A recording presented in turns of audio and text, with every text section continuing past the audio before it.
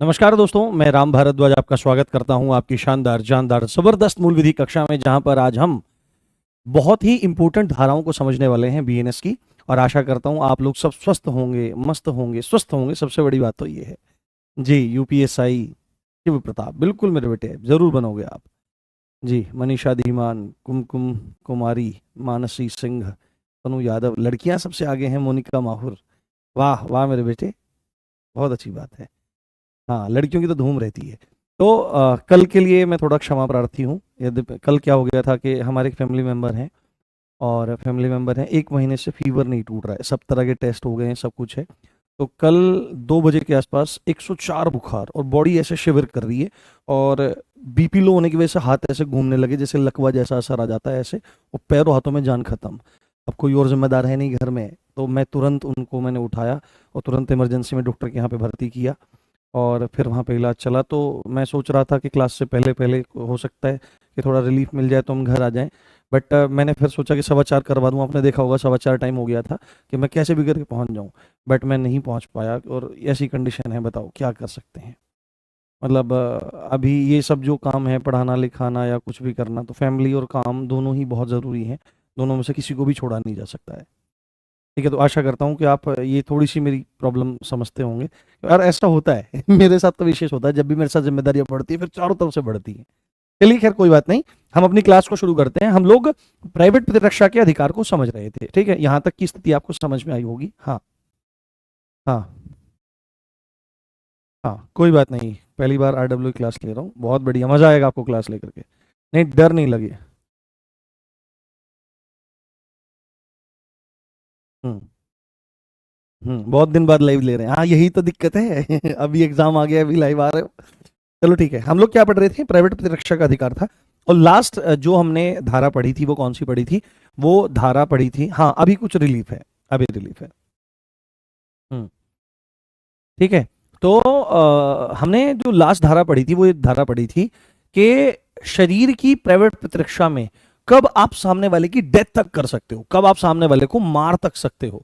तो उसमें हमने देखा था सारी की सारी चीजें, कि रेप की स्थिति हो, एसिड का हो, तमाम चीजें उसमें थी आपकी, वो आपने देखने का प्रयास किया होगा। ठीक है, वो सब आपने देखने का प्रयास किया होगा। हाँ, वो सब चीज आपने समझने का प्रयास किया होगा। अब आगे ये ऐसा है, ये ऐसा है। अब एक पॉइंट यहां पर आता है, सपोज करो कि आपको किसी से खतरा है, मान लिया किसी ने आपको धमकी दी है कि भाई मैं तुझे जान से मार दूंगा, है ना, यानी कि अब आपकी प्राणों को संकट आ गए। यदि सामने मृत्यु का भय हो, गंभीर चोट का भय हो, तो इत्यादि भयों के आधार पर क्या हो सकता है, इत्यादि भयों के आधार पर आप सामने वाले की मृत्यु तक कारित कर सकते हो, तक, है ना, जितनी जरूरत हो उतना है। अब मगर इंपॉर्टेंट बात यह है दोस्त, ये इंपॉर्टेंट ये पॉइंट आपको समझना है कि ये प्राइवेट प्रतिरक्षा का अधिकार जो है, इसकी टाइम लिमिट कब है, ये कब शुरू होता है और कब तक बना रहता है। ऐसा नहीं है कि किसी ने आपको फोन करके कह दिया कि भाई मैं तुझे मारने वाला हूं, मैं तुझे मारने वाला हूं, और इतनी सी धमकी मिल जाए और आप पिस्टल उठा करके चल दें कि तू क्या मेरे को पहले से मारेगा रे, अन्ना तेरे को पहले ठोकेगा। ऐसे नहीं, ऐसे नहीं होता है कि आपने जाके गोली मार दी और वो खत्म हो गया, और लगा जो जीता वही सिकंदर, और कोर्ट में जाकर कहने लगो सर मेरे को इससे जान का खतरा था तो मैंने सेल्फ डिफेंस में इसको मार दिया। अब आप एक बात बताओ, सेल्फ डिफेंस कब होती है, जब सामने स्थिति होती है। प्राइवेट प्रतिरक्षा का अधिकार, ये चीज ध्यान से सुनिएगा आप बात, सेल्फ डिफेंस कब एक्टिवेट होती है, सेल्फ डिफेंस कब एक्टिवेट होती है, बिल्कुल प्रत्यक्ष रूप से, आमने सामने, जब दुश्मन बिल्कुल सामने हो। ये नहीं कि भाई स्पेशली जाकर के उसको मार दिया जाए। तो यहां पर एक बात कही जा रही है कि प्राइवेट प्रतिरक्षा का अधिकार आप एक स्पेसिफिक टाइम पीरियड में ही यूज कर सकते हैं। पहली बात तो कब यूज कर सकते हैं, तो शरीर की रक्षा में और संपत्ति की रक्षा में, अपने की और दूसरे की भी, ये सारी बात है। दूसरी बात है कब नहीं यूज कर सकते, तो लोक सेवक के खिलाफ जब वो ड्यूटी पर हो, या उसके आदेशों के खिलाफ, या तब नहीं यूज कर सकते जब आप किसी पब्लिक अथॉरिटी यानी सरकारी कर्मचारी, अधिकारी, पुलिस वाले की मदद प्राप्त कर सकते हैं, तब आप उसका यूज नहीं कर सकते। क्योंकि अगर पुलिस वाला वहां खड़ा हुआ है और आप फिर अपनी जान बचाने के लिए सामने वाले को नुकसान पहुंचा दे रहे हो सेल्फ डिफेंस में, तो फिर आप अपराधी बन जाओगे, क्योंकि कोर्ट छूटते ही कहेगा कि भाई तुम उनकी भी तो हेल्प ले सकते थे, वो अपने हिसाब से चीजों को करते रोकते। तो ऐसी स्थितियों में नहीं हो सकता। बट यहां पर एक बात है कि इस इसकी टाइम लिमिट क्या है, समय अवधि क्या है, कब आप इसको यूज कर सकते हो। यानी कि पेपर में आपको ऐसे लिखा मिलेगा कि शरीर की प्राइवेट प्रतिरक्षा का अधिकार कब प्रारंभ होता है, कब शुरू होता है। प्रारंभ होने का मतलब है ये कब स्टार्ट होता है, इसकी टाइम लिमिट है कि ये कब शुरू होगा, कब आपको लगेगा कि अब आपको सेल्फ डिफेंस के मोड में रहना चाहिए अपनी रक्षा करने के लिए, और ये कब तक बना रह सकता है, यानी कि इसका एंड कब जाकर के होगा। तो स्टार्ट कब होता है और एंड कब होता है, तो सीधे सीधे एक पॉइंट आपको लिखिए क्या, कि जब अपराध करने के प्रयत्न या धमकी से शरीर के संकट की आशंका पैदा होती। अब धमकी, अब आपको है धमकी कि बोल दिया गया है कि भाई मैं तुझे मार दूंगा, बट अभी हमको ये चीज नहीं पता है। अगर सामने खड़ा हुआ बोल रहा है कि उसने आपको क्या काम किया, आप खड़े हो, उसने तलवार निकाल करके मारी और आप साइड हट गए, तो उसने वो अगर लग जाता तो डायरेक्ट अपराध हो गया, बट नहीं लगा, आप साइड हो गए, एकदम से साइड हो गए, इधर से तलवार इधर गुजर गई, तो अब क्या हुआ, अब आपके प्राणों पर संकट है। अगर लग जाती तो फिर तो बात ही खत्म थी, बट आपने जब बचने की कोशिश करी, तो एट दैट टाइम जब उसने आपके साथ में अपराध करना है, मतलब आपको मारने की कोशिश की, आपके शरीर को नुकसान पहुंचाने की कोशिश कर दी है, ठीक उसी समय से आपके प्राइवेट प्रतिरक्षा का अधिकार चालू हो जाता है। तब उस टाइम पे आप अपने शरीर की रक्षा करने के लिए सामने वाले को मौत तक दे सकते हो। वो डिपेंड करता है कि कितने सेल्फ डिफेंस की यूज की जरूरत है, जितनी हानि पहुंचाने से हमारी जान बच जाए उतनी। अगर ऐसा हो रहा है कि बस मारने के लिए लालायित है, मार देना चाहता है, तब आप डेथ तक कर सकते हो। ठीक है, किसी का रेप कर रहा है, छूट ही नहीं रहा है, करने की कोशिश कर रहा है, या आप अगर लड़की हैं और आप पर रेप अटेम्प्ट कर रहा है, जान बच नहीं रही है नोच वोच करके भी, तो आप उठाओ और घुसा दो, बस बात खत्म उस टाइम पे। तो जिस टाइम पे आपके खिलाफ अपराध का प्रयत्न होता है, जिससे आपकी सामने वाले की बॉडी को संकट होता है, या ऐसी धमकी दे दी कर रहे संभल तू, है ना, ऐसे ही सीधे उसने किया, ऐसे ही उसने सीधे किया, लाठी लेकर के आया आपके सामने, है ना, लाठी लेकर के आया, रे संभल, और ऐसे आपको मारने के लिए आया, जैसे लाइव प्रैक्टिकल देखो। अब ऐसे जैसे मारने के लिए आया, तो उसी समय से जैसे ही आपकी तरफ लाठी लेकर के आया है और धमकी दे रहा है तू बच, तू आज मुझसे, ऐसे मारने वाला है, तो ठीक उसी समय से ये प्राइवेट प्रतिरक्षा का अधिकार है, वो तुरंत प्रारंभ हो जाता है। सांस भूल गए भाई मेरे, हाय एक्शन दिखाने पड़ते हैं कर करके।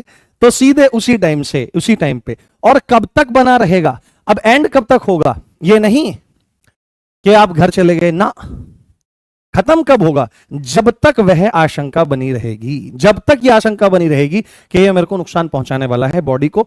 तो जिस टाइम से धमकी देकर के आगे बढ़ता है, हमला करने का प्रयास करता है, या प्रयत्न कर दिया, यानी कि इधर आपके सिर पे लाठी मारने वाला था, या तलवार मारने वाला था, या गोली चलाने वाला था, और आप साइड से बच करके निकल गए, तो ठीक उसी टाइम से ये आपका जो प्राइवेट प्रतिरक्षा का अधिकार है वो चालू हो जाता है। बात क्लियर हुई, समझ में आई? हाँ, हाँ, सब चीजें करवानी जरूरी नहीं है सेक्शन 39 बेटे, आपको बहुत बहुत बेसिक चीजें, मैं तो फिर भी आपको बहुत डिटेल में पढ़ा रहा हूं, आपको वकील थोड़ी बनना है। क्लियर हुआ, बात समझ में आई, बात समझ में आई? जैसे आपको कोई कहने लगे ऐसे, ये दादाजी वाली है ना, देखा, ऐसे पकड़ा गर्दन से और इधर से घुमा कर कनपट्टी पे मारा एकदम से, तो ठीक उसी समय शुरू हो जाएगा, या कर दिया उसने आपकी तरफ ऐसे, तो शुरू हो जाएगा।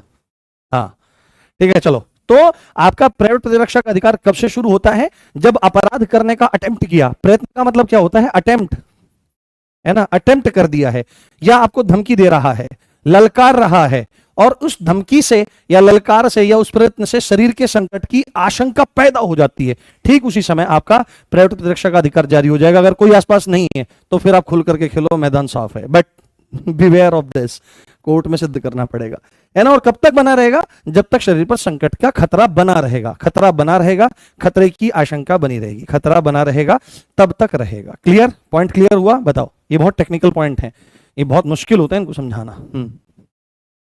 हाँ सर लग गया अरे भाई कहाँ लग गया? हम्म hmm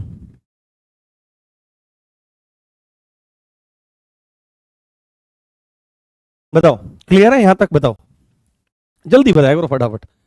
is that clear? Section 39 जरूरी नहीं है बेटा, जो जरूरी है वो समय बता रहा हूं। हाँ हाँ चलिए, अब अगला सेक्शन हमारा सेक्शन 41, सेम ये उसी तरह का सेक्शन है। आपसे सीधे पूछेगा कि शरीर की प्राइवेट प्रतिरक्षा में कब मृत्यु डाल सकते हैं, तो जब मृत्यु का खतरा हो, गंभीर चोट का खतरा हो, शरीर में स्थायी विद्रूपण का खतरा हो, है ना, इस तरह की जो बातें आ जाती हैं सारी की सारी। हाँ हाँ हाँ सर कितना टाइम लगे, भाई पढ़ते रहो ना, अभी कहाँ एग्जाम आ रहा है। अच्छा सर कुबुरी मार रहे, अच्छा इसको कुबुरी कहते हैं। तो ध्यान से सुनो मेरी बात को, अरे ये तो शिक्षकों का आभूषण होते हैं। आजकल तो सब रोक दिया गया है कि छड़ी नहीं, अगर टीचर के पास छड़ी नहीं है दिखाने के लिए मारना नहीं चाहिए बस। हाँ मेरा इतना बड़ा जीवन काल हो गया पढ़ाते पढ़ाते, मुझे मतलब 16-17 वर्ष हो चुके हैं। हाँ लगातार बहुत छोटी सी आयु से मैं पढ़ा रहा हूँ, और ऑनलाइन पढ़ा रहा हूँ मैं लगभग 5-6 साढ़े 5 साल से। ऑफलाइन मेरा बहुत लंबा अनुभव है, ऑफलाइन अनुभव से ही बढ़िया पढ़ाने का अनुभव आता है।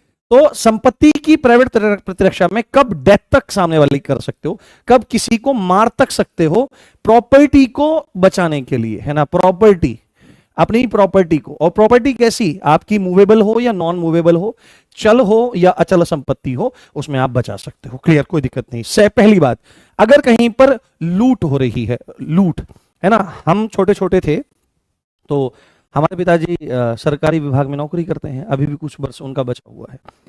तो स्थिति ये बनी कि हमारे पिताजी को रात में चलने की आदत थी, हम गांव गए हुए थे, तो दीपावली के त्योहार के बाद की बात थी, तो हम लोग शाम को चले, तो जहां हमको पहुंचना था गंतव्य स्थान पर, वहां पहुंचते पहुंचते देर हो गई, तो जहां से गाड़ी शुरू हुई थी वहीं से एक बदमाश बैठ गया, और आगे जब चले तो और बदमाश आ गए, तो उन्होंने लूट करी, और मैंने लूट को प्रत्यक्ष देखा है, लूट कैसी होती है।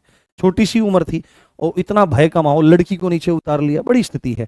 तो अगर कहीं पर लूट हो रही है, आपके साथ हो रही है या दूसरे के साथ हो रही है, बंदूक उठाओ, अगर पिस्टल है, कुछ भी है, मार दो, खत्म कर दो। अगर डेथ भी हो जाती है तो मामला खत्म हो जाएगा। और लूट कहीं पर हो रही है तो 2-4-5 आदमी तो होंगे, है ना, या फैमिली मेंबर्स तो होंगे, या कैमरे तो लगे होंगे। अगर ऐसी स्थिति बन रही है, मारने का मतलब है कि आक्रामक हो रहे हैं, क्योंकि लूट में हत्या का भी डर रहता है। तो अगर कहीं पर लूट हो रही है तो ऐसी लूट की स्थिति में आप खत्म भी कर सकते हो, आप भी खत्म कर सकते हो, पुलिस भी फायर करके मार सकती है। ठीक है, ऐसी स्थिति है। दूसरी बात है, बहुत ध्यान से सुनना है, और लड़कों के लिए विशेष है, और ऐसे लड़के जो प्रेम में बहुत ज्यादा विश्वास रखते हैं, जिनका श्रृंगार रस में बहुत ज्यादा प्रेम है, जो श्रृंगार रस में डूबे रहते हैं, नायिका की याद में, है ना, कभी शाम ढले तो मेरे दिल में आज, दिल में क्या, मैं तो सीधे घर आ जाऊंगा, मेरे को फोन कर देना, कोई नहीं हो तो सीधे। तो श्रृंगार रस में ये चीजें आ जाती हैं। ज्यादा श्रृंगार रस के जो रसिक होते हैं वो सूर्यास्त के बाद रात्रि ग्रह भेदन, रात में किसी के घर में घुस जाते हैं, ट्रेस पास करते हैं, छज्जा कूद के, सीढ़ी लगा करके घर में घुस जाते हैं। तो दो ही प्रयोजन होते हैं घर में घुसने के, कि संपत्ति को नुकसान पहुंचाना, या समझदार हो आप, नहीं होते हैं। अगर उस दूसरे मामले में भी आप पकड़े जाते हो, और अगर उन्होंने कह दिया, आप अपनी बेटी के लिए कौन बोलेगा, वो बोलेगा यदि चोर था हमारे घर में घुस रहा था, और ऐसी स्थिति में वो आपको डेथ तक दे सकते हैं। ये कानूनी दांवपेच है, तो मत जाना आज के बाद। हालांकि मुझे तो पता है आप सब बहुत योग्य हो, कोई ऐसा साथ हाथ में हो, कोई कामदेव का साक्षात चलता फिरता स्वरूप हो, तो उसको सावधान करना कि रात सूर्यास्त के बाद, सनसेट के बाद किसी के घर में घुस जाना, और सूर्यास्त से, सूर्योदय से पहले, तो सूर्यास्त के बाद और सूर्योदय से पहले मूलतः रात की ही स्थिति है, पर आपका क्या आ जाता है, फुल नाइट आ जाती है। अगर 6 बजे सूर्यास्त हो रहा है तो उसके बाद से लेकर सुबह जब तक सूर्य नहीं निकलता, इस टाइम में अगर किसी के घर में कोई घुस जाता है तो वो उसकी डेथ तक कर सकता है। इस बात को आपको ध्यान रखना चाहिए।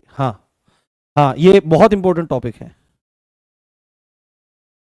नेशनल सिक्योरिटी में करवा चुका हूं बेटे, नेशनल सिक्योरिटी एक्ट हमने कर दिया है। उसके बाद तीसरा, कोई भवन हो, कोई तंबू हो, कोई जलयान हो, जो ह्यूमन आपके क्या कह सकते हो आप, आवास के रूप में, क्या कहते हैं उसको, अंग्रेजी में क्या शब्द होता है आवास के लिए, आवास के लिए क्या कहते हैं, रेजिडेंट के रूप में, रेजिडेंस के रूप में यूज हो रहा हो। आवास हो गया, रेजिडेंस हो गया।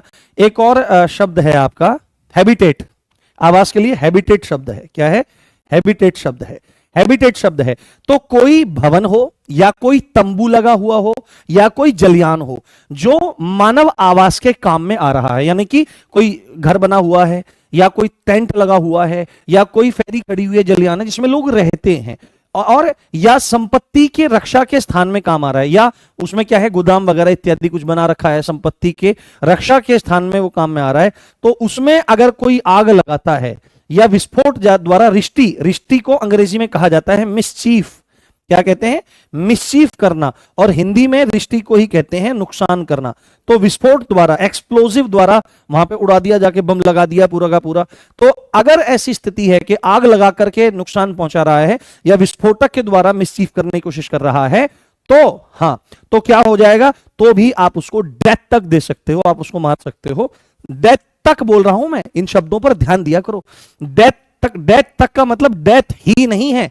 डेथ तक का मतलब है आप उसके हाथ तोड़ सकते हो, उसका पैर काट सकते हो, उसकी आंख फोड़ सकते हो, उसका सिर फोड़ सकते हो, आप उसको अपंग बना सकते हो, आप उसको अपाहिज बना सकते हो। ये क्रम है, और आप उसको मार तक सकते हो। तक में क्या आ जाता है? सारे स्टेप आते हैं। इन शब्दों को समझा करो, इनमें जिया करो, इनको महसूस किया करो। पर महसूस तो क्या करते हो? अरे यार, यूपीएसआई के फॉर्म आ गए हैं, बस एक बार मेरे हाथ में वर्दी लग जाए, फिर तुम्हारे घर आऊंगा, तुम्हारे पिताजी से आंख में आंख डालकर बात करूंगा, ये काजल मेरी है बाबूजी, इसको मैं लेके जाऊंगा। तो क्या करता है रे? क्या करता है तू? दरोगा हूं मैं। आइए दामाद जी। ये स्थितियां, ठीक है। चलो, उसके बाद चौथा, चोरी, रिष्टि या गृह अतिचार। कोई चोरी कर रहा है, तो कभी भी चोरी नहीं करनी चाहिए। हाँ, सूर्योदय के बाद और सूर्यास्त के पहले एक ही बात है। क्यों? सूर्योदय और सूर्यास्त एक होते हैं क्या? सूर्यास्त किसको अरे भाई, सूर्यास्त कहते हैं सनसेट को। हाँ, सनसेट मतलब कि जब शाम होती है, और वो क्या है? सूर्योदय क्या होता है? ये सनराइज होता है। दोनों एक ही बात होती है। अरे मेरे बंधु, ऐसे कैसे काम चलेगा रे? हाँ, तो रिश्ती कोई नुकसान पहुंचा रहा है या गृह अतिचार कर रहा है, हाउस ट्रेस पास कर रहा है, छत पे चढ़ गया, दीवार फोड़ के घुस गया, मोरी लगा करके, ये सब काम कर रहा है जहां मृत्यु या गंभीर चोट का डर हो। यानी कि अगर कोई चोरी करने आया है और उससे एकदम से डर लग गया कि ये हमको मार भी सकता है या ये गंभीर चोट पहुंचा सकता है, कोई नुकसान करने आया है, गंभीर चोट और मृत्यु पहुंचा सकता है, घर में घुस रहा है, उससे ये डर बना हुआ है कि वो हमको मार सकता है या हमारे वो आपका ग्रीवियस हर्ट हमको दे सकता है, गंभीर चोट दे सकता है, देन आप उसको डेथ तक दे सकते हो। और ये चीजें पूछी जाएंगी, प्लीज थोड़ा सा ध्यान रखना, ये चीजें पूछी जाती हैं। हाँ, मिस्चीफ, हाँ तो मिस्चीफ ऐसे तो लिखा है मेरे भाई, MISCHIEF है, ये मिस्चीफ ही तो लिखा है। अरे थोड़ी बहुत अंग्रेजी हमको भी आती है। हाँ हाँ, ऐसा है कि कभी कभी बहुत लंबा समय हो गया अंग्रेजी का व्यवहार किए हुए, लिखना पढ़ना उतना नहीं रहता, संस्कृत का ज्यादा रहता है, हिंदी का बहुत रहता है, तो इसीलिए कभी कभी विस्मरण हो जाता है। पर ऐसा नहीं है कि अंग्रेजी नहीं आती है, ठीक ठाक आती है राम जी की दया से। आगे, अब उसके बाद यहां पर सीधी वही पॉइंट है जो हमने अभी समझा था, जैसे शरीर के प्राण प्रतिरक्षा का अधिकार कब प्रारंभ होता है और कब तक बना रहता है, तो ये वही बात है कि संपत्ति के प्राण प्रतिरक्षा का अधिकार कब प्रारंभ होगा? जब क्या होगा? संपत्ति की खतरे की स्थिति पैदा होगी। जब संपत्ति के खतरे की स्थिति पैदा होगी, जैसे ही चोर घुसा, जैसे ही ट्रेसपासिंग हुई, जैसे ही आपके घर में क्या हुआ? गृह भेदन हुआ, कोई भी घुस गया, ठीक है,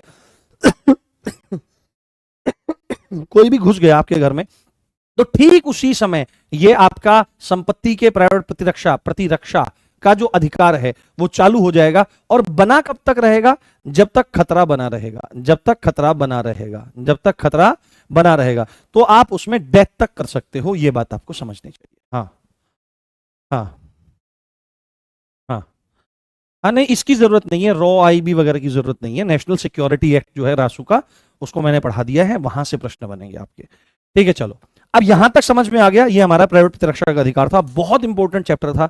मुझे बताओ कि बहुत अच्छे से समझ में आ गया कि नहीं? मजा भी आ रहा होगा नहीं? हाँ देखो, अध्ययन जो होना चाहिए वो व्यावहारिक रूप से होना चाहिए, ये नहीं होना चाहिए कि मुझसे बड़ी बड़ी हो जाए, संपत्ति की प्राइवेट प्रतिरक्षा में कम मृत्यु तक दे सकते हैं, लूट हो जाए, सूर्यास्त के बाद सूर्योदय से पहले गर्भ भेद। अरे भाई ऐसे नहीं पढ़ाया जाता है, पढ़ाया जाता है मस्त तरीके से। हाँ बताओ, क्लियर हो गया है? समझ में आ रहा है? हाँ हाँ, अपने घर में कोई चोरी कैसे कर सकता है? अपने घर में अगर चोरी करोगे आप, हाँ हाँ बताइए, ठीक है, चलिए बहुत बढ़िया, आगे बढ़ते हैं। मैं थोड़ा सा रेफरेंस इसलिए लेता हूं क्योंकि कठिन धाराएं हैं कुछ। आगे अब चैप्टर 4 है, बहुत इंपॉर्टेंट है। क्या है? चैप्टर 4 है, बहुत इंपॉर्टेंट है, हमेशा आपको ध्यान रखना है। ये दुष्प्रेरण से संबंधित है, आपराधिक षड्यंत्र और उसका प्रयत्न, यानी कि दुष्प्रेरण। ये एक एक बहुत ध्यान से समझना इसको। दुष्प्रेरण क्या होता है? दुष्प्रेरण क्या है? ये चालाक खोपड़ी का नतीजा है। किसका? ये है चालाक खोपड़ी का नतीजा, चालाक खोपड़ी का नतीजा या चालाक खोपड़ी की उपज है ये। क्यों? क्योंकि जो होते हैं बुद्धू, बुद्धू क्या काम करते हैं? बुद्धू क्या काम करते हैं? हाँ हाँ हाँ, बंदूक का लाइसेंस नहीं है और हत्या कर दी सेल्फ डिफेंस में। हाँ, तो बंदूक का लाइसेंस नहीं है, हत्या कर दी सेल्फ डिफेंस में, ऐसे में सेल्फ डिफेंस के तहत हत्या का तो आरोप नहीं रहेगा, पर बंदूक का इस्तेमाल किया आर्म्स एक्ट में चालान होगा, फिर उसमें जेल होगी कि भाई तुमने अवैध साधनों से काम किया है।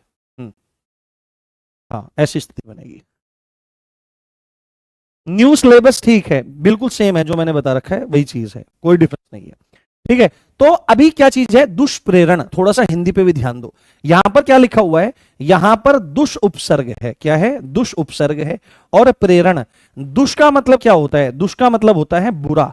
ये दुहु या दुष जो है उपसर्ग, ये बुरे के अर्थ में आता है। और प्रेरण का मतलब यहां पर प्रेरणा से है, प्रेरणा। तो प्रेरणा देना मतलब किसी को इंड्यूस करना, है ना, किसी को उकसाना, किसी को भड़काना। तो जब कोई आदमी क्या करता है? किसी को बुरी प्रेरणा देता है। क्या करता है?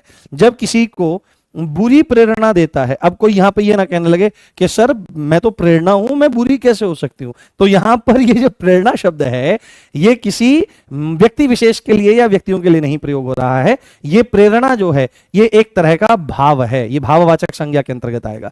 तो बुरी प्रेरणा, और बुरी प्रेरणा का साधारण अर्थ होता है किसी को उकसाना या किसी को भड़काना। जैसे जैसे क्या चीज है? ध्यान से देखो। जैसे मान लिया एक है ए, ठीक है, और एक है बी, और एक है सी, ठीक है। अब स्थिति क्या है? अब स्थिति क्या है? इस ए से ये दोनों दुश्मनी रखते हैं, ठीक है। ये दोनों क्या है? ए को क्या मानते हैं? अपना शत्रु मानते हैं, अपना एनिमी मानते हैं। तो भूलते रहते हैं रोज। जैसे ये तुम हो, यूपीएसआई की तैयारी कर रहा है पड़ोसी का लड़का, पढ़ने में होशियार है, 4,500 भर्ती आई है, मुझे पूरी उम्मीद है ये सेलेक्ट हो जाएगा इस बार। तो इसके आग लगी हुई है बी की, और सेम है सी की आग। सेम है क्या? सेम है सी की आग कि भाई ये सेलेक्ट ना हो जाए ये। तो इन दोनों की मान लिया मीटिंग हुई, इन दोनों की बातें हुई, तो उन्होंने कहा भाई ऐसे ऐसे समस्या है, ये तो दरोगा बन जाएगा, ये तो आरडब्ल्यू से पढ़ रहा है, वहां पे सारे टीचर एक से एक है, खतरनाक पढ़ा रहे हैं भाई। तो क्या किया जाए? भाई पढ़ ही तो जाएगा, उसके बाद फिजिकल भी तो है, मेडिकल तो है, एक काम कर देते हैं, इसकी टांग तोड़ देते हैं, इसका जो घुटना है ना उसका लिगामेंट हटा देते हैं। ऐसे चलते हुए जाएंगे एक दिन ये दौड़ेगा जब, और इसके ऊपर मोटरसाइकिल गिरा देंगे बड से, और घुटने पे ही गिरेंगे, और चलते हुए हल्की सी लात भी मार देंगे, तो उसका लिगामेंट हट जाएगा, ये मेडिकल अनफिट हो जाएगा, ना दौड़ पाएगा, भर्ती चली जाएगी, हमारे बल्ले बल्ले हो जाएंगे। तो इन्होंने दोनों ने क्या किया? इन्होंने प्लानिंग करी, षड्यंत्र बनाया इन्होंने, और षड्यंत्र बनाने के बाद कहा कि एक काम, ये बी जो है ये बहुत चालाक है, इसने कहा कि देख यार भाई मैं तो जा नहीं रहा हूं, तू चला जा। तो बी क्या काम करता है? बी सी को उकसाता है कि भाई तू कर दे इस काम को, और सी को जैसे ही उकसाता है ना, बी ने सी को उकसाया, तो जब बी सी को उकसा रहा है तो माना जाएगा बी जो है ये दुष्प्रेरण कर रहा है, ये बुरा काम करने के लिए उकसा रहा है, भड़का रहा है। और अब स्थिति एक समझना आगे भी आएगी। अब ये जो है ये सी इससे उकसाता है और जाकर के अपराध कर देता है। अब अपराध की स्थिति है, अगर ये अपराध कर देता है तो ये तो अपराधी डायरेक्ट हो ही जाएगा। ये सोच रहा था बी कि भाई अपराध करेगा, पकड़ा जाएगा, ये पकड़ा जाएगा, मेरे को क्या दिक्कत है ना, कौन जानता है किसने भड़काया, ठीक है ये कर देगा, किसने सलाह दी है, तो ये तो अपराधी है। क्या बी बच जाएगा? नहीं। अगर बी सी को भड़काता है और सी उसके उकसावे में आकर जाकर अपराध कर देता है, तो सी को तो दंड मिलेगा ही मिलेगा, बी को भी वही दंड मिलेगा जो सी को मिलेगा। यहां पर सी भी बराबर का अपराधी है। और एक बात और आगे की सुनो, अगर ये अपराध कर, इसने इसको उकसाया, बी ने सी को उकसाया, सेकंड कंडीशन, बी ने सी को उकसाया कि भाई जा इसकी टांग तोड़ दे, उड़ा दे, दरोगा नहीं बनना चाहिए, और सी ने सुन लिया, बस इतनी बात है, पर सी जाकर के अपराध नहीं करता है, ठीक है, ये सुन लिया बेचारा चला गया, पर इसने क्या काम किया? इसने जाकर के कहीं बता दिया या कुछ भी हो गया, पता लग गया कि बी ने सी को उकसाया, परंतु सी ने अपराध नहीं किया, तो क्या बी बच जाएगा? नहीं। दुष्प्रेरण का जो अपराधी होता है, चाहे अपराध हो जाए या अपराध ना हो, ये दोनों ही कंडीशन में अपराधी रहता है। दुष्प्रेरण बहुत बुरी चीज है। और अगर आप ऑन द स्पॉट खड़े हुए हैं, मान लिया क्या कह रहे हैं ना, आपकी लड़ाई हो रही है और आपका कोई दोस्त है और आपने पहले बात करी होगी, भाई आज उसके मारते हैं पेलते हैं, भाई ना वो यार उससे बात कर रहा है भाई, तुम्हारी उससे बात कर रहा है भाई, आज नहीं छोड़ेंगे उसको। अच्छा भाई ठीक है, वो मिल गया उसको। अब उसने जो दूसरा है उस पर बजाना शुरू किया, दड़ा दड़ लाठी हॉकी डंडे पूरे बजाने शुरू किए उसने, पूरे दबा करके।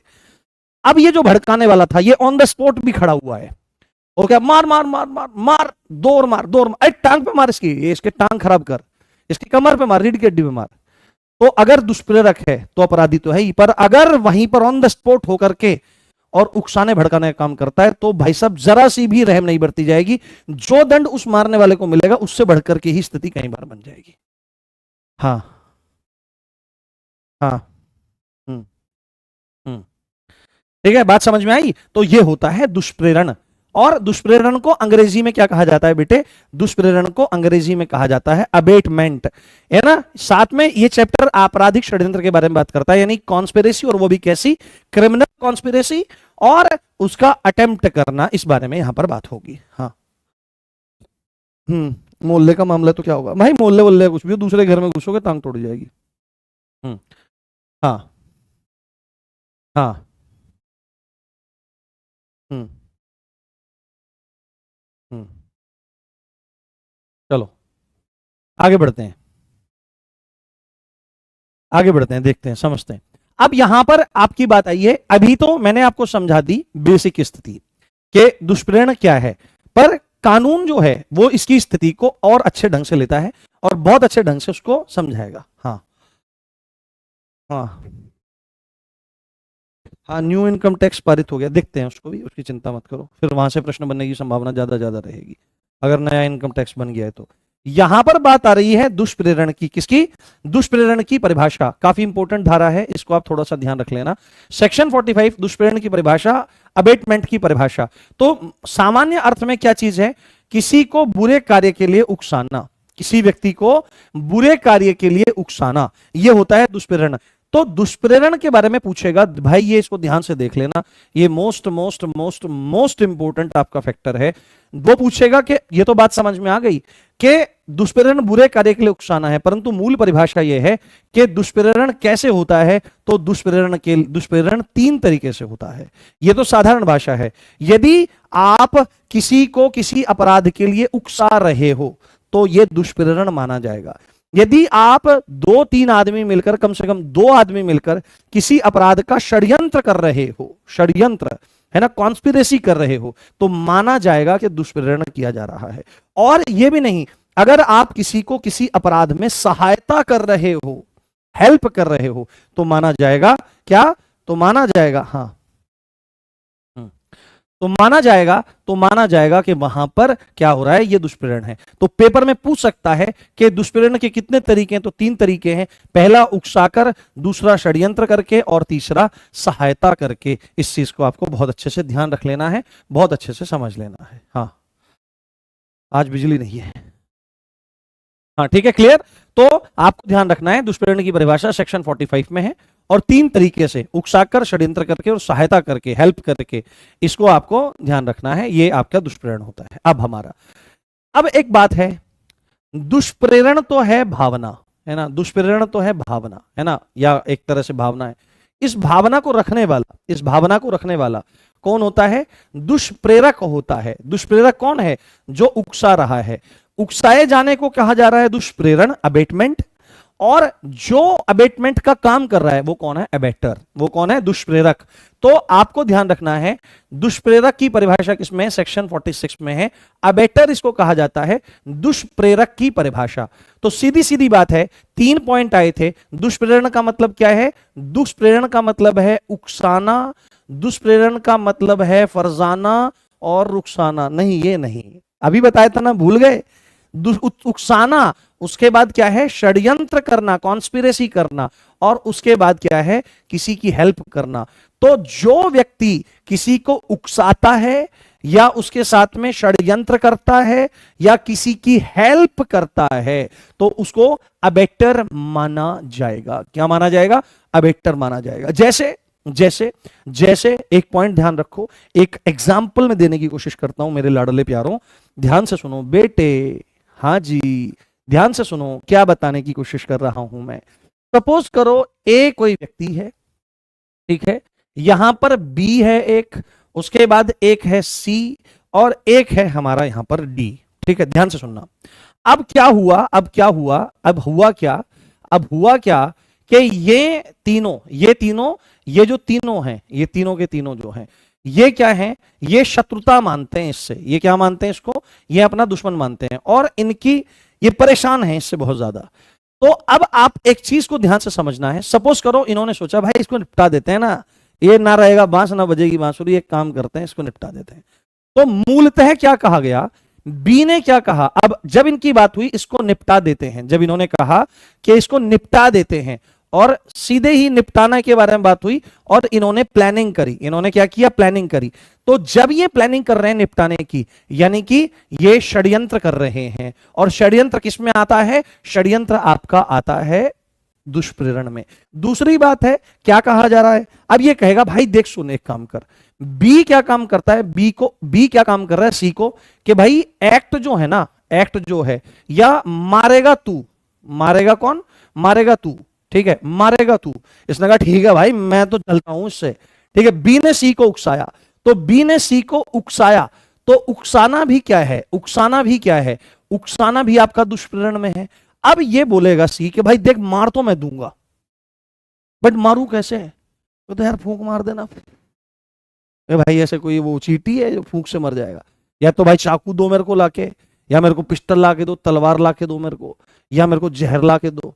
तो ये बी क्या कहता है, देख भाई मैं ना तेरे को चाकू वाकू तो लाके दे नहीं सकता हूं ना, पिस्टल लाके दे सकता हूं, मैं ना तुझे जहर लाके दे दूंगा, जहर दे दूंगा। जहर जो है इसी को विष कहा जाता है और इसी को माहुर कहा जाता है, ठीक है, माहुर कहा जाता है, ध्यान रखना ये पेपर में काम आ सकता है। तो माहुर लाकर दे दूंगा, जहर लाकर दे दूंगा, विष लाकर दे दूंगा। तो डी जो है वो यहां पर सहायता करने का काम करता है।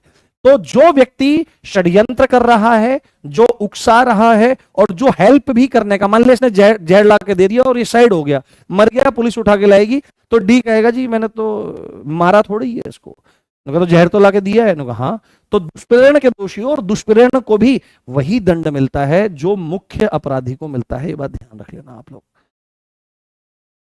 हाँ, मूल विधि की ई बुक नहीं है, अरे वो तो बहुत सस्ती किताब है, बहुत अच्छी किताब है।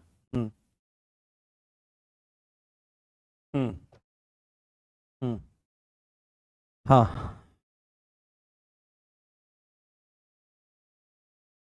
हाँ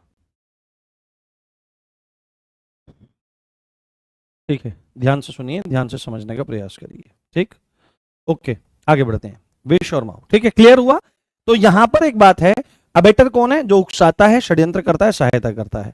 और साथ में अगर अपराध हो जाता है तो दोषी है, पर अपराध नहीं भी होता, क्या लिखा जा रहा है, अपराध नहीं भी होता तो भी दुष्प्रेरण का दोषी है। ये बात आपको समझ में आ गई होगी, क्लियर हो गया होगा पॉइंट, ठीक है। हाँ, बरसात इतनी भयंकर हो रही है, बिजली नहीं आ रही। आगे बढ़ते हैं। उसके बाद सेक्शन 49 क्या कह रहा है, थोड़ा सा गौर करिए हजूरे आला। सेक्शन 49 धारा याद रखने की जरूरत नहीं है। ये बोल रहा है दुष्प्रेरण का दंड, है ना, क्या है, अबेटमेंट का पनिशमेंट, है ना, पनिशमेंट ऑफ अबेटमेंट। क्या कह रहा है कि यदि किसी अपराध के दुष्प्रेरण का दंड का प्रावधान नहीं बताया गया है। देखो ज्यादातर अपराधों में क्या रहेगा, जैसे सपोज करो ए क्या है, ए कोई अपराध है ना, ये ए कोई अपराध है, मान लिया अपराध है। तो अगर कोई इसका अपराध करता है ना, तो अपराधी है, तो अपराधी के लिए बताया जाएगा कि भाई ये दंड है, इतने साल की जेल होगी, ऐसा कुछ है। पर साथ में दुष्प्रेरण के बारे में बोला कि भाई अगर कोई दुष्प्रेरण करता है तो भाई सेम ही दंड मिलेगा, मतलब बता दिया गया है, दुष्प्रेरण का दंड बता दिया गया है धारा में, तो कोई बात नहीं।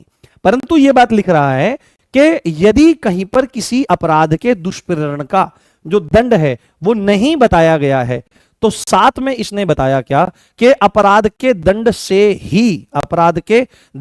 ही दंडित किया जाएगा। यानी कि अपराधी को जो दंड मिलेगा, अपराधी को जो दंड मिलेगा अपराधी को, जो दंड मिलेगा वही दंड दुष्प्रेरक को मिलेगा। मिलेगा अपराधी को जो दंड मिलेगा वही दंड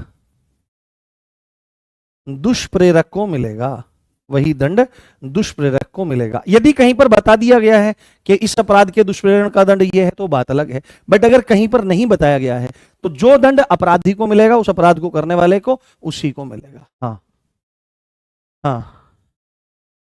नो आवाज सर, आवाज चली गई क्या? नहीं, आवाज तो आ रही है, कोई इशू है आवाज में? हाँ आवाज ठीक है, कोई इशू नहीं है, समझ में आ रहा होगा आपको? हाँ, पसीना आ गया भयंकर। बिजली वालों को ही टाइट, तुम दरोगा बन जाओ, तुमसे फोन करवा दिया करूंगा फिर इनको, ये सुनते नहीं है, हम कह देंगे हमारे दरोगा जी से बात करो, ठीक है। उसके बाद ध्यान से सुनना है, ध्यान से समझने का प्रयास करना है क्या लिखा हुआ है। अब ध्यान से सुनना है, बहुत ध्यान से, बहुत बारीकी से इसको समझना है। ये क्या कह रहा है? अब इसी के दंड की बात हो रही है, इसी को आपको समझना है। क्या लिखा हुआ है कि मृत्युदंड या आजीवन कारावास। मृत्युदंड मतलब कि फांसी, है ना, डेथ सेंटेंस। अंग्रेजी वाले भी तो हैं मेरे प्यारे बेटे यहां पर, है ना, डेथ सेंटेंस, डेथ सेंटेंस। और आजीवन कारावास मतलब लाइफ इम्प्रिजनमेंट, है ना, लाइफ इम्प्रिजनमेंट, ये वाले।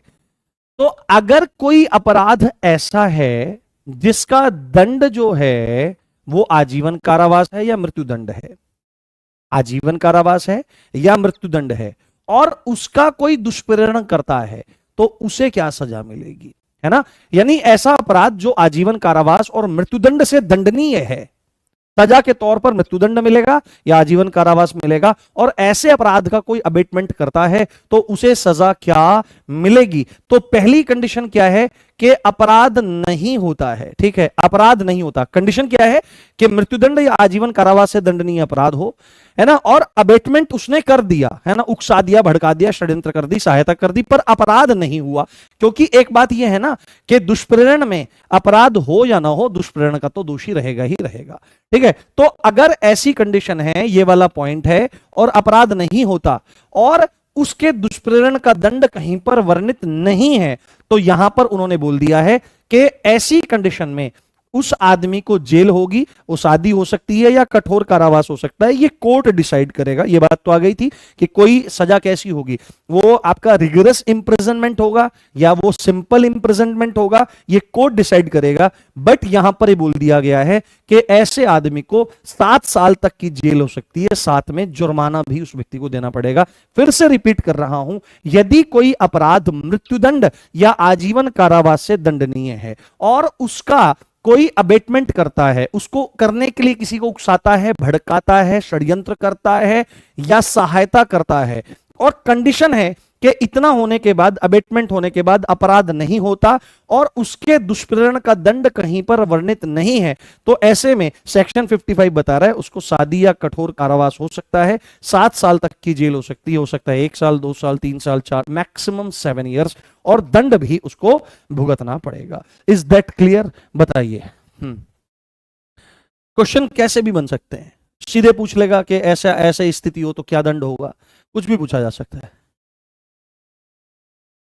हाँ हाँ, मुजफ्फरनगर में मिल जाएगी बुक, किसी भी स्टोर से मिल जाएगी। कहीं भी, पूरे यूपी में कहीं से ले सकते हैं आप, कोई दिक्कत नहीं। और अगर नहीं मिल रही है तो ऑनलाइन ऑर्डर कर लीजिए, ऑनलाइन मिल जाएगी आपको, कोई इशू नहीं है। बताइए। हाँ गुरुजी आज पहली बार लाइव है, मजा, अरे रोज मजा आता है, तुम आते तो नहीं हो। हाँ अभी 19 तारीख को और 21 तारीख को, है ना, एक सीरीज आ रही है, 19 तारीख को और 21 तारीख को लेवल चेक सीरीज, और 19 तारीख को बीएनएस और बीएनएसएस के प्रीवियस ईयर क्वेश्चन और आपके संभावित प्रश्न मैं लेकर के आऊंगा। दुष्प्रेरक कौन है? जो दुष्प्रेरण करता है। अबेटर कौन है? जो अबेटमेंट करता है। दुष्प्रेरक किसको कहते हैं? जो किसी को किसी अपराध के लिए उकसाता है, कॉन्स्पिरेसी करता है या हेल्प करता है, वो है। क्या ध्यान दे रहे हो आप लोग? हाँ हाँ, यहां दुष्प्रेरक होगा, ठीक है। चलो आगे बढ़ते हैं। हाँ, और दूसरी कंडीशन है, पहली कंडीशन तो क्या थी? पहली कंडीशन क्या थी? कि अपराध नहीं होता और उसके दुष्प्रेरण का दंड वर्णित नहीं है। और दूसरी कंडीशन है कि दुष्प्रेरण हुआ और अपराध कर दिया जाए, ठीक है। है ना, और इस अपराध को करने के परिणाम स्वरूप किसी व्यक्ति को चोट इत्यादि लग जाए, ठीक है, चोट इत्यादि लग जाए, कोई हर्ट हो जाए, क्या हो जाए, कोई हर्ट हो जाए। ये वो वाला हर्ट नहीं है कि तुमने मुझे हर्ट कर दिया, ये वो वाला हर्ट नहीं है। हर्ट का मतलब क्या है आगे पता लगेगा, चोट का मतलब भी हमको देखो जरूरी नहीं है बुक में सारी धाराएं हो, जरूरी धाराएं अलग रखी जाती हैं किताब में, और आप इतनी टेंशन मत लो, मैं यहां तो करवा रहा हूं ना आपको तमाम चीजें, आप उसको करो यहां पे, ठीक है। तो अपराध दुष्प्रेरण के परिणाम स्वरूप कर दिया जाए और उससे चोट लग जाए, तो ऐसी स्थिति में भी फिर यही है, सादा या कठोर कारावास हो जाएगा। यहां पर क्या है, अब आप बोलोगे सर अपराध तो कर दिया गया और चोट भी लग गई और फिर भी जेल सेम की सेम है, तो यहां पर यह बात बोली जा रही है कि वो अपराध अगर गठित हो जाएगा, अगर दुष्प्रेरण हुआ, अपराध गठित हो गया, तो वही दंड मिलेगा जो अपराधी को मिलेगा। बट यहां पर यह कंडीशन बताई गई है कि अपराध कर दिया जाए और उस अपराध के परिणाम स्वरूप किसी को कोई चोट वोट लग जाए, तो ऐसी कंडीशन में भी उस दुष्प्रेरक को सादा या कठोर कारावास हो सकता है, सेम 7 साल तक की जेल हो सकती है, साथ में फाइन भी उसको भुगतना पड़ सकता है। ये मैंने एक्स्ट्रा लिख रखा था एबीसी वाला, ये मैंने आपको एक्सप्लेन कर दिया है कि कोई किसी को किस तरह से परेशान मतलब कर सकता है, ठीक है। आगे चलें, यहां तक क्लियर हो गया है, कोई इशू तो नहीं है। सर कल क्लासेस होगी क्या? नहीं, कल तो है, एक शुक्रवार है, कल क्यों नहीं होगी क्लास? हाँ हाँ, आज जल्दबाजी में हमने तिलक लगाया ना, तो थोड़ा जल्दी उठ, सुबह भी क्लास होती है ना, तो बीमारी की वजह से समस्या बनी रही, रात भर नींद भी ऐसे आई, 3 दिन से मैं ठीक से नहीं सोया हूँ, 2 घंटे रात को, 2.5 घंटे 3 घंटे ऐसे ही, क्योंकि रात रात भर जाग जाग करके सेवा करनी पड़ती है, थोड़ा मतलब पैर मालिश करना और सब ये रहता है। हाँ, अब आप बोलोगे सर कौन मेंबर है, तो मैं ना मतलब अपनी पर्सनल लाइफ को कभी भी कैमरे पे नहीं लाता हूँ, आपने देखा नहीं होगा, और ना शेयर करने की कोशिश करता हूँ। बस मैं ये चाहता हूँ कि आप मुझे जाने बहुत अच्छे से, अगर जानते हैं तो मतलब जो मैं पढ़ा रहा हूँ आप उस चीज़ से जाने। लोग क्या काम करते हैं कि मतलब पूरी पूरी फैमिली को दिखाते हैं, वो उनका है, बट वो मेरे पर्सपेक्टिव से थोड़ी चीज़ें सही नहीं है, क्योंकि हमारा फील्ड वैसा नहीं है कि हम फैमिली को दिखाएं। अगर हम एक्टर होते तो फैमिली को भी दिखाया जा सकता है, बट उससे दिक्कत होती है। हाँ तो हाँ ठीक है, क्लियर हो गया। ओके, आगे बढ़ते हैं, अब गंभीरता से देखते रहिए। मैं थोड़ा थोड़ा टाइम इसलिए दे रहा हूँ, आपको लगता होगा मैं बीच बीच में बात करता हूँ, नहीं, ये लाइव क्लास का इंटरेक्शन है, जिससे कमेंट भी दिखते रहे, किसी को प्रॉब्लम ना हो। ये बहुत टिपिकल टॉपिक है, इनको बहुत आप एक काम करना, अगर आपके पास कहीं हो तो आप ना ये देखो, ये मैं कहीं से भी चीजें कॉपी नहीं करता कभी भी अपने कंटेंट में, किसी की किताब से नहीं बनाता कभी भी, इसलिए वो इतना रियलिस्टिक रहता है।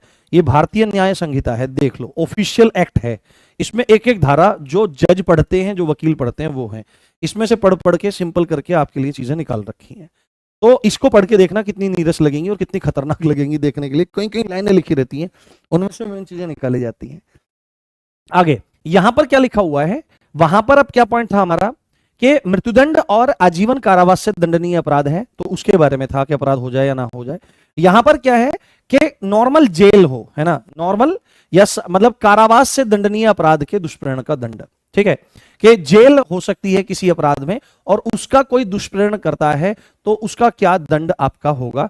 तो यहां पर पहली कंडीशन है कि कारावास से दंडनीय अपराध है और उसका दुष्प्रेरण किया पर अपराध नहीं हुआ और उसके उस अपराध के दुष्प्रेरण का दंड नहीं बताया गया है। बहुत ध्यान से, ऐसी चीजें पूछी जाती हैं, मुझे ऐसा लगता है कि यह चीज पूछी जा सकती है, क्योंकि जहां पर जैसे क्या था कि जुर्माना, अगर जेल और जुर्माना दोनों हो रहा है जेल और जुर्माना दोनों हो रहा है मान लिया, और जुर्माना नहीं भरता, तो हमने क्या देखा था कि जितना कारावास उसको हो रहा है उसका 1/4 करके और उसकी मूल सजा में जोड़ दिया जाता है। ये बात हमने पढ़ी थी कि नहीं पढ़ी थी?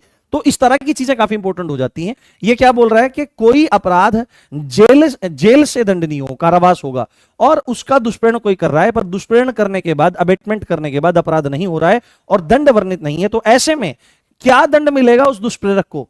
तो उस अपराध के दंड की दीर्घतम अवधि, यानी कि सपोज करो कि कोई दंड ए है, उसके लिए मैक्सिमम सजा है 10 साल, कि भाई 10 साल तक की सजा हो सकती है।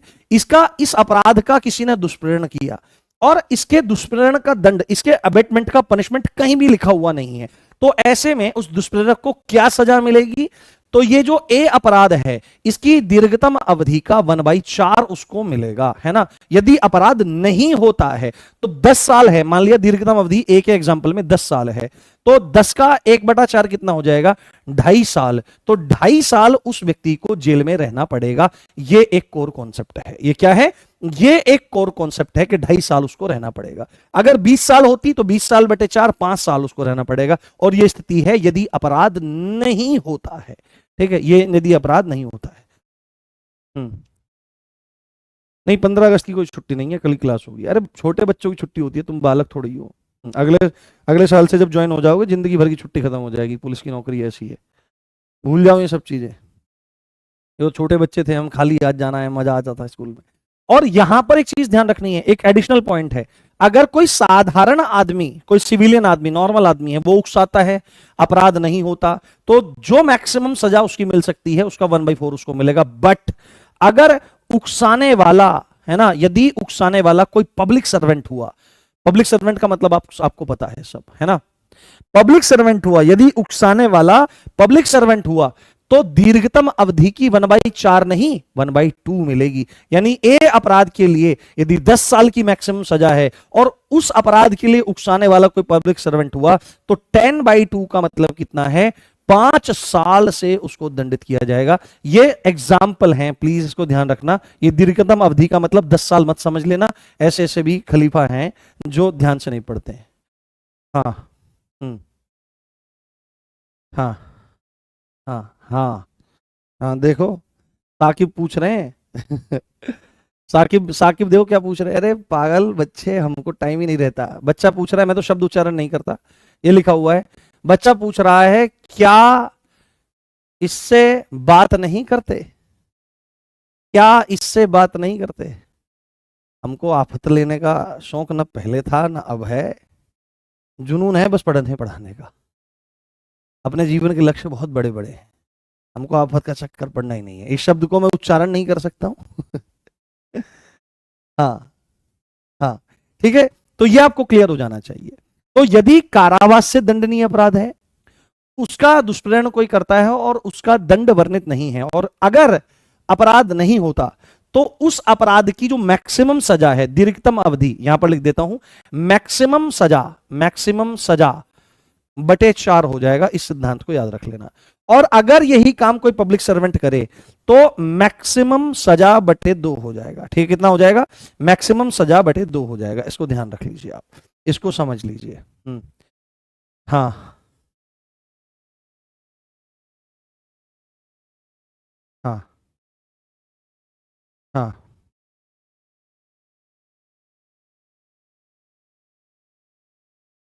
हाँ, ठीक है। चलिए, यहां तक समझ में आ गया, कोई दिक्कत तो नहीं है। कोर्स जल्दी करो। देखो, कोर्स जल्दी करने की कोई जल्दी नहीं है, अभी पढ़ते रहो आप आराम से, कोई समस्या वाली बात नहीं है। अभी आप लोग पढ़ते रहो, लगे रहो, कोई दिक्कत नहीं है।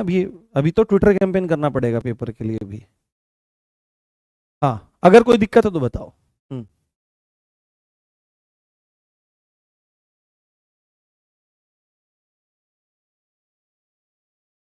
हाँ ओके, आगे बढ़ते हैं दोस्तों, देखते हैं। अब आपराधिक षड्यंत्र के बारे में बात करते हैं। दुष्प्रेरण की तो बात हो गई सारी की सारी। आपराधिक षड्यंत्र क्या चीज होती है, ये पूछा जा सकता है आपसे, इसकी परिभाषा आपसे पूछी जा सकती है। आपराधिक षड्यंत्र की परिभाषा आपसे पूछी जा सकती है, काफी इंपॉर्टेंट है, ठीक है, मोस्ट इंपॉर्टेंट है। ये परिभाषा इंपॉर्टेंट है, ठीक है, ये जो परिभाषा है, ये जो डेफिनेशन है, ये काफी इंपॉर्टेंट है, ठीक है, ये काफी इंपॉर्टेंट है आपकी। हाँ, क्या समझाना है, एक बच्चा बोल रहा है 55 को समझा दीजिए। चलो अभी चलते हुए समझा दूंगा। हाँ, नहीं नहीं, बस नहीं करना, कितना समय रह गया, चलो आप, ठीक है, आज इतना ही रख लेते हैं, कोई नहीं, आपराधिक षड्यंत्र को कल बताएंगे। अभी ये शुरुआती जो धाराएं हैं ये काफी इंपॉर्टेंट है। 55 को एक बार मैं बता देता हूं, 55 में क्या दिक्कत आ रही है। देखो, 55 में ये बात बोली जा रही है कि मृत्युदंड, यानी कि ऐसे अपराध जिसमें फांसी की सजा होती है या लाइफ इम्प्रिजनमेंट होता है, और ऐसे अपराधों को करने का कोई दुष्प्रेरण करता है, उकसाता है ऐसे अपराधों को करने के लिए, और यदि ऐसे अपराधों के दुष्प्रेरण का जो दंड है वो कहीं पर भी बताया नहीं गया है, वर्णित नहीं है, इसका मतलब है बताया नहीं गया है, बताया नहीं गया है ना। दंड जो है बताया नहीं गया है। तो ऐसे अपराध के दुष्प्रेरण का दंड, पहली कंडीशन, यदि अपराध नहीं हुआ है तो सादी या कठोर जेल हो सकती है, सादा या कठोर कारावास हो सकता है, जो 7 साल की अवधि हो सकती है, साथ में फाइन भी भरना पड़ सकता है। और यहां पर क्या लिखा गया है, यदि अपराध तो हो जाए पर किसी को चोट फेट लग जाए, है ना, चोट फेट लग जाए, तो ऐसी कंडीशन में भी 7 साल तक और उसको फाइन हो सकता है। ये बात आपको ध्यान रखिए। हाँ हाँ, नहीं नहीं भूल, अच्छा पीडीएफ पर मिलेगा, मैं मिटा देता हूँ कोई नहीं, तुम्हें मेरी याद तो रहेगी। हाँ हाँ, लो मिटा दिया। ठीक है, चलिए मिलते हैं कल को इससे। हाँ, अबेटमेंट कौन करेगा, समझ में नहीं आया, अबेटमेंट कौन करेगा, एक बार ध्यान से देखिए क्लास को, सब समझ में आ जाएगा, एग्जांपल्स वगैरह जो है। हाँ, अपराध अगर हो जाए तो सेम दंड मिलेगा। अपराध अगर हो जाए और बिल्कुल स्पेसिफिक अपराध होता है तो सेम दंड दिया जाएगा वहां पर। अच्छा सर, बोर्ड के सामने जजा, तो मतलब ऐसे पढ़ाऊं क्या, ऐसे कि भाई क्या है, 56 कारावास से दंडनीय अपराध के दुष्प्रेरण का दंड, ऐसे पढ़ाऊं, ऐसे कर करके, ऐसे बोर्ड, अरे भाई बोर्ड के सामने तो रहूंगा ही मैं, कहाँ चला जाऊंगा मैं हाँ हाँ, शायद ही हो जाए। चलो यार, तुम बहुत दिन से कह रहे हो, देखता हूँ मेरे पास कोई रखी हो तो, क्योंकि इस समय तो यूपीएसआई घूम रहा है दिमाग में बस, और कुछ नहीं, कि आपको कैसे पढ़ाना है, कैसे करवाना है। मैं देखता हूँ कोई मिल जाए बढ़िया सी। हम्म,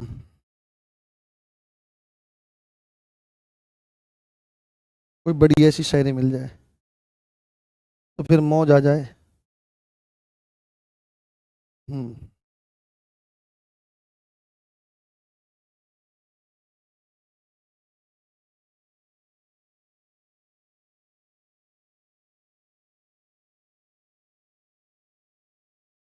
अभी रुके हो या चले गए, शायरी सुन के जाओगे।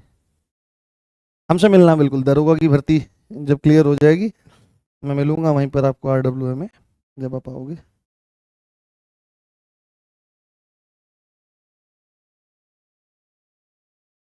कोई बढ़िया सी मिल जाए, चलो एक शायरी हो जाए, छोटी सी हो जाए, मिल गई मुझे, मिल गई मुझे शायरी। इरशाद बोलो, मैं सुनाना शुरू करता हूँ। हाँ,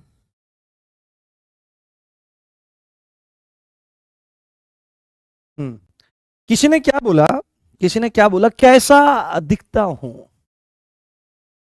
हम्म, कैसा दिखता हूं, कैसा लगता हूं, क्या फर्क पड़ता है, कैसा दिखता हूं, कैसा लगता हूं, क्या फर्क पड़ता है, क्या ही फर्क पड़ता है, कैसा दिखता हूं, कैसा लगता हूं, क्या फर्क पड़ता है, तेरे बाद जब प्रेमिका नायिका चली गई है, हमेशा के लिए छोड़ करके, करुण क्रंदन करुण विरह को दे करके, चिर विरह को दे करके चली गई, कैसा